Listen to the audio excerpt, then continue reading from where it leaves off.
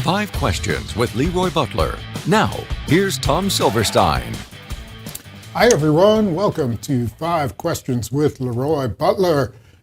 Almost at the quarter pole of the season, now that there's 17 games, we're sort of in between there. But wait, let me ask you a question. If I had told you before the season it was going to be 2-2, would you have accepted that, or you would have said, nope, I want to see how it plays out? I would have. Something like deal or no deal. I would have thought that was okay.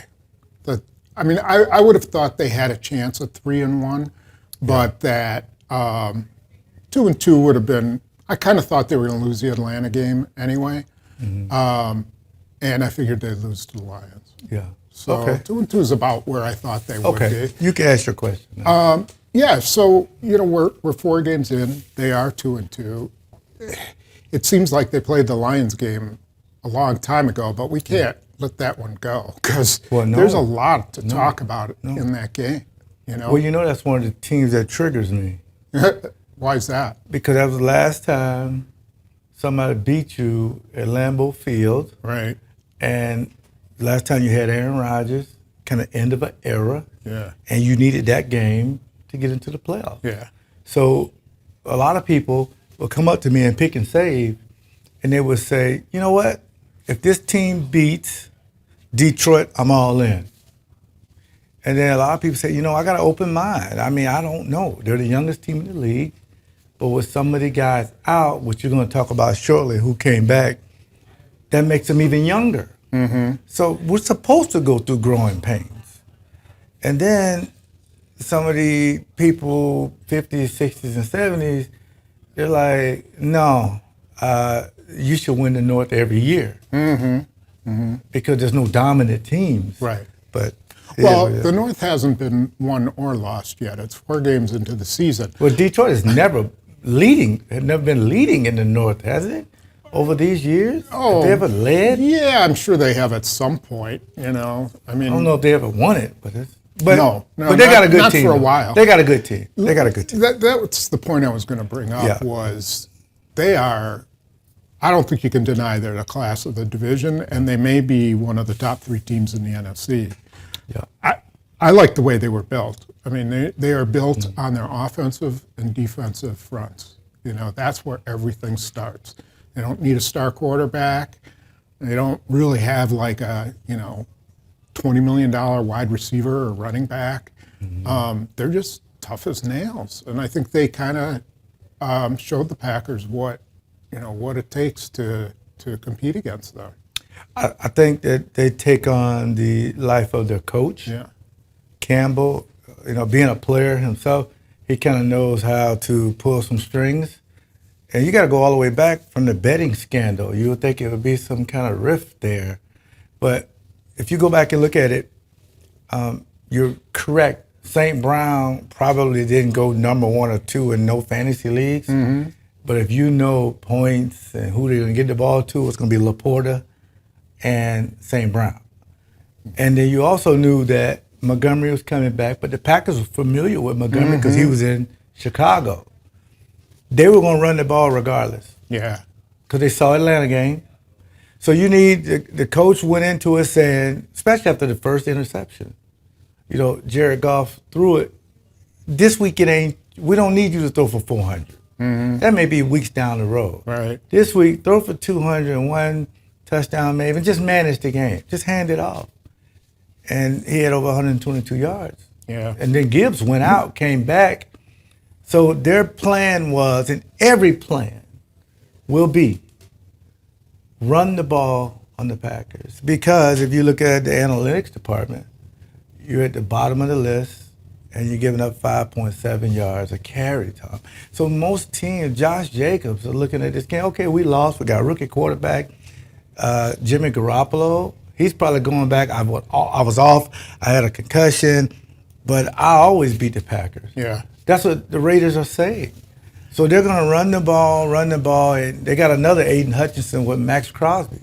Same guy with all the injuries on the offensive line. I think Joe Barry, the defensive coordinator, went into that game saying, St. Brown's not going to beat us. I don't have Jair Alexander, so I'm going to double him over the top, make sure he's not killing me. And whatever I'm sacrificing, it's going to be up front. And sure enough, like you said, the Lions' game plan was the complete opposite. They were going to just ram it right down the Packers' throat. And I don't think he really had an answer. I don't know if there was an answer the way the Packers were playing. They were getting blocked. They were not beating double teams. Just getting the angles cut off. Yeah. I don't know. What would you have done in that situation? What could have turned the tide defensively? At one point, they could have, and I love Monday morning quarterbacking. That's why it's a great show. But at some point, and we did this with Fritz. Mm-hmm. We went into the game and said, we know we want to stop Barry Sanders. Make Scott Mitchell beat us. Mm-hmm. Make him have a career day. Put a stress on the secondary. We're going to crowd the line and make the quarterback play perfect. And that's what you could have did against Ritter. Yes. And it's a Bear-type defense. You'll see 59 when he's healthy. He's the outside linebacker, 7, everybody's covered, and you in true man-to-man. And even when they brought in 3 wide receivers and got Reynolds when they get him the ball, Detroit, they still ran the ball. Yeah. So you got to be committed to the game plan, and then when it goes array, say, okay, here's plan B. We're going to make Jared Goff throw for a career day this second half. Yeah. I think watching Rasul Douglas get beat by Laporta man-to-man, and then St. Brown probably scared the crap out of Barry. Like, all right, I don't have Jair Alexander to cover him. This could go on all day if he didn't do something to double up on guys. At least you picked your poison. That's fine if that's happening. If you can't cover these guys, they get paid too. But at least I stopped the run. Yeah. Because if they have options to go to both, now you're limited on your call sheet. So your call sheet now, it gets expanded. The assistants are telling you, let's do this, do that. You say, okay, well, it works. And at halftime, you could say, man, nothing's working. They got a good game plan. So then you talk to your players. What do you think? Because sometimes players want to be asked what to do, and that's what Barry does. He talks to his players. But that offensive line, though, is platinum. It is. If you get too high, you're on skates. Yeah. Keep your pad level down, and they won't let you, as we won't let people substitute. Because if I won't substitute, you can't substitute. Right. Right. Otherwise, you get too many people on the field. I asked Barry this question, and I didn't really get a satisfactory answer. I'm going to ask you the question. Yeah. Was it a good thing or a bad thing that Quay Walker had 19 tackles? Well, I think it's a good thing. Now, here's why. Because if he doesn't tackle it, those guys, those are touchdowns. Mm-hmm. Now, I know what people are saying, it should never get to him. Sometime it might. But I'm just glad we didn't have 19 missed tackles. That can be an issue. Remember, he was one of the top rookies last year, tackles. That's 7 sideline to sideline. That's what we got him. I mean, he's on track to be a Pro Bowl player. But that also makes me go up to Reggie White and Gilbert Brown, Sentinel, Dotson, and Sean Jones. Like, what y'all doing up there? Because I don't want to, tackle Emmett every time. Yeah. But, it is what it is. But, sometimes we would shade the nose a little bit, get in the gaps, because their running scheme. Yeah. I mean, everybody knows everybody. There's nothing, But that Bear front, to me, is almost like a 46 defense. But you got to have corners that want that smoke to say, I want to be man-to-man on this guy. I just need help deep. I mean, in the middle. I got him everywhere else. Yeah.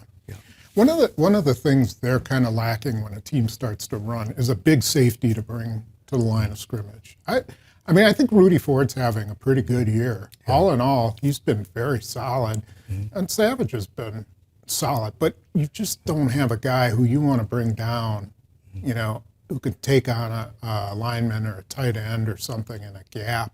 And I wonder if they're going to have to play around with that, try to find somebody who can step in there, whether it's in his gains, he's a big slot guy, maybe three safeties. I don't know. It just seems like they don't have. It seems like they just don't have the personnel to stop the run sometimes. Well, here's the thing I would say. You got to give those guys an opportunity. Me personally, I've been wanting to put 26 up close forever. I think 24 has good ball skills. Let him be 26. He is fantastic when he's attacking, and I think that's what they'll do. I have no knowledge of that. Okay. We're just guessing, but I agree with you. And we did that with Eugene Robinson. We took a lot of cover 2 and cover 4, remember, in box post. I said, Fritz, I don't like doing that. I mean, I don't mind giving that look, shell look, but when Steve Young and Aikman are getting into this cadence, I want to be going down to take away the run. Just take that away, forcing the pass. And that's when we said, you will have the best of both worlds.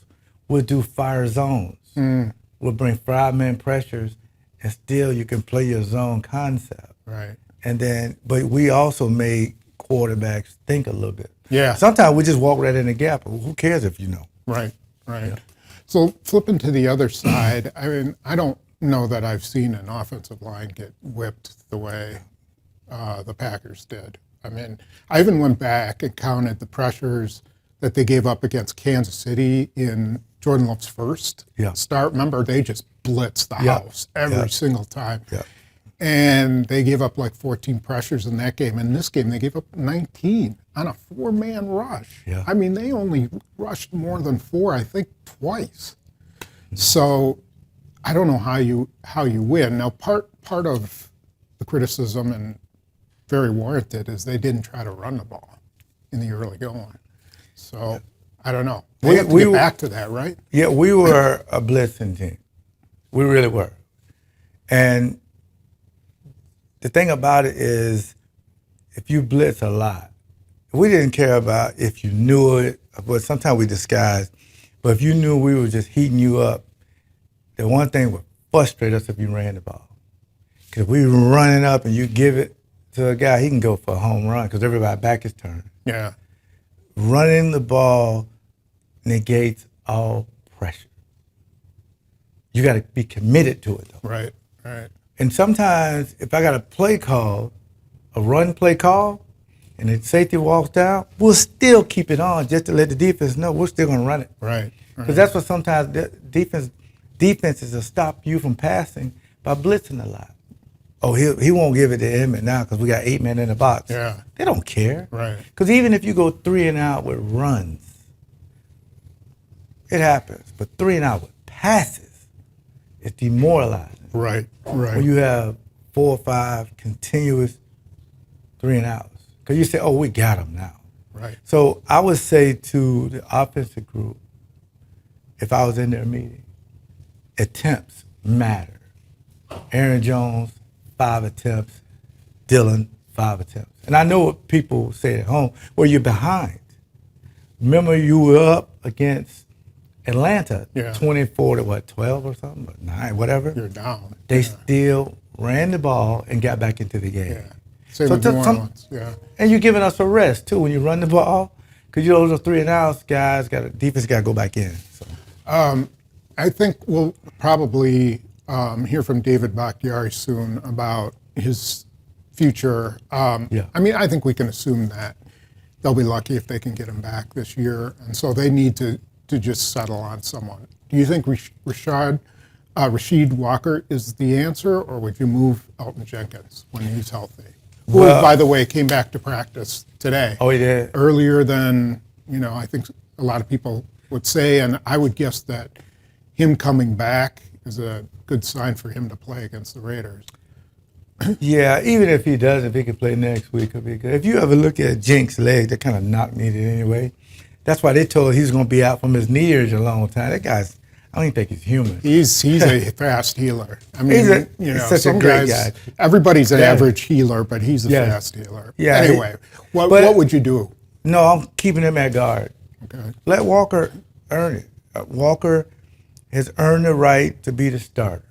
Because sometimes my grandmother used to say, if you cover up a problem, you create another one. So, but they got to have at least 8 good, healthy linemen, because before you can put the what we used to call the U-71 package in, where you bring another lineman in to run the ball, they got to be healthy enough to know at least 2 to 3 positions. So I would keep Walker at left, and then the swing guy could be Josh Nyman if you want. But I would keep him when Jenkins is back. He's your left guard. He's one of the best left guards. Now with him in 71, that's a good push in the A and the B gap. Yeah. But if they can get the ball to Aaron Jones, he needs 25 touches. Okay. 15 carries, 10 targets, or 20 carries and 5 targets. Right. We need to find out. He's a premier back. Yeah. So Jerry Alexander was back at practice. Aaron Jones was there. Of course, he played. That's good. Watson, of course, he played. Yes. And Eric Stokes made his debut.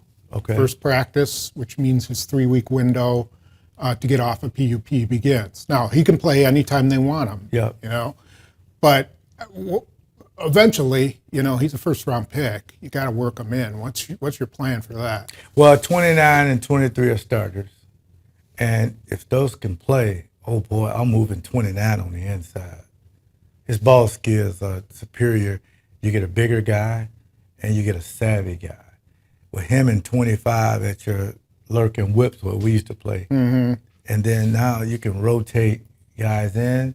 That makes your secondary fast, too. Stokes, I don't care with a hurt foot. He's he can fly. 4.2, 4.3. Yeah.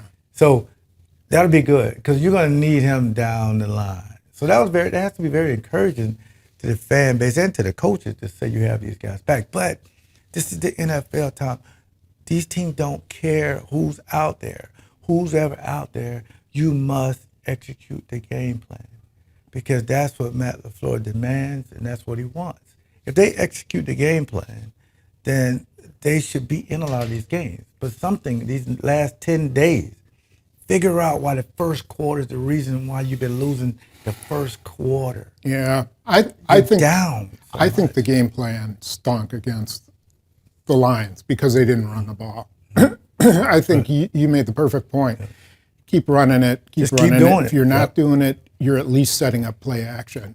And you've got Christian Watson back. One of the plays we'll show in X's and O's is a 2-man route against 6 guys, and he's wide open. You know, I mean, they give this guy a lot of respect when he's in the game. Yeah. So a lot of things are going to change, I think, once he's back in the game full speed. But you've got to take advantage of that and run the ball. You know. Yeah. So who calls the plays? LaFleur. LaFleur calls the plays. So Stanovich and Clemens and the staff, they encourage, I'm sure, plays. And I know what's going on. I don't know. I'm just guessing that when you're behind, they say, let's do this. Yeah. But based on the defensive personnel, then they got to figure out, how do we get started faster in the first quarter? And what we did real quick was we went to Holmgren and said, we're starting out slow. Mm-hmm. Can we do experiment? Well, I think we was going to play Tampa Bay. Brett ran a 2-minute offense in practice, mm-hmm. and I ran an aggressive style defense. We made the calls, and the coaches just kind of watched. It made us ratchet it up. Mm-hmm. You know we were blitzing. Doug Evans, you know you got this guy man-to-man with no help. Mm-hmm. You know this. Reggie didn't like it, but he was stunt down and let guys come out the corner. And Brett would run his top 15 plays. This was in practice, mm-hmm. to see if it would work, if the urgency went up. And we went down there and did it. Next thing you know, we up 21. Mm-hmm. We did it a few times. Sometimes it works, sometimes it don't. But the Raiders are a young team, will maybe have a possible rookie quarterback or Garoppolo, doesn't matter, but they're kind of all over the place. And they want to get the ball to Devontae Adams, Josh Jacobs. Right. So we might have to force the issue now. Well, you're going to have like 80% Packer fans there. Oh, no question. So a fast start is, you have to have it. I mean, otherwise you're blowing a huge opportunity to get the whole stadium behind you. get the Raiders on their heels. So if they don't start fast, then they're just giving the Raiders every opportunity to win the game. So they'll have their hands full with Devontae Adams. I don't care. Oh, yeah. Jerry Alexander is on him every Don't single matter. play. He's getting the ball. He's getting the ball, and he's going to make something happen with it. Yeah, and Josh Jacobs will probably get 35 carries. I mean, play action. Those are the two guys. I mean, every week it's two guys. But here's the good news that any player who's watching this. The good news is you're a national televised game Thursday, and people saw you get beat. Right, handily. You can make it up on Monday night. That's a good point. Yeah, that's a good You can let America say, you know what, that's just one bad game. We really got, Jordan Love has to be more accurate when a guy's open. Don't force it in the coverage. The gold standard is Brock Purdy. Do what he does. The lower standard is Matthew Stafford. A lot of yards, but you're throwing a lot of picks. You want to be somewhere in between. And nowhere near Daniel Jones. No, you don't want to be on Daniel Jones. No, Yeah. not at all. But somewhere in between those guys, and you'll be able to win games. It's okay. I give Love a lot of credit, though. He was under pressure Immense all game pressure. long Immense and did not fold like a tent. That's the good thing. His quality is he ain't kicking the dirt, looking in the sky, putting his hand, and then degrading his player. Right. Like looking at the line. He like, ain't hey, doing what that. the heck? He ain't doing that. Yeah, that was a good sign for him. Yeah. So It's going to be days like that. yeah. All And right. Holmgren used to say it'll be days like that, but it can't happen on Sundays and Mondays and Thursdays. That's a good line. Yeah, That's yeah. pretty good. So, All right. yeah. You got your prediction here? Well, Oh, you're hesitating. yeah, I am, because Max Crosby scares me a little bit. Did I say scared me? Make sure we edit that out, Bill. Terrified? Max concerns me. Oh. Max Crosby. He's just higher, just like Aiden Hutchinson. And stopping Josh Jacobs, this guy led last year all of the NFL in rushing. And he's seen what Bijan Robinson and Montgomery's been doing. Yeah. So, but I'm hoping that Josh McDaniel, is their coach? Mm-hmm. I'm hoping he's the smartest guy in the room and trying to throw it 35 times. But I say the Packers will win 28-21. Okay. That's Sounds on good. Yeah. It'll be Yeah. a interesting game in Vegas, Las Vegas. And then they Yeah. have the bye after that. Yeah, that's right. Yeah, be sure you check X's and O's. We got a couple plays, and you got some people you want to thank. Yeah, I want to thank Pick and Save, of course. You can go to pickandsave.com, get all my recipes / LeRoy Butler. You can get my Leap Vodka. And me and Robin Yao have a new canned cocktails, Leaping Lemonade, from the Robinade and Lemonade, Leap Vodka. And, of course, the Milwaukee Window Guys. Go to MilwaukeeWindowGuys.com.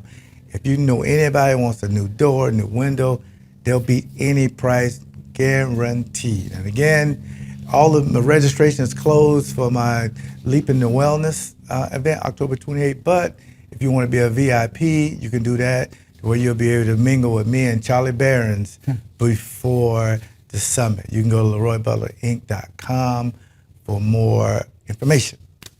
All right. Yes. Okay. We will see you after the Raiders game.